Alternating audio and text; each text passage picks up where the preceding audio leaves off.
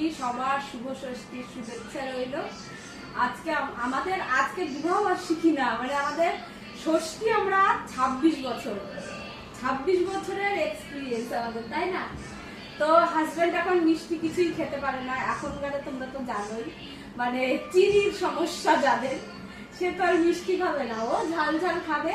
আর আমরা মেয়েরা ষষ্ঠী করি আমাদের বাপের বাড়িতে, আমরা আজকে ভাত খাই না, চিড়ে মুড়ি ওইগুলো, মিষ্টি, হয়তো কোনো সবজি নিরামিষ করে খেলাম মুড়ির সঙ্গে মিশিয়ে, এইরকম করে আমরা খাই। তো তোমরা কে কিভাবে ষষ্ঠী পালন করছো জানিও আমাদের, আমরা এভাবেই ষষ্ঠী পালন করছি। আর এবার আমরা আমাদের 26 বছরের ষষ্ঠী এটা, তাই না?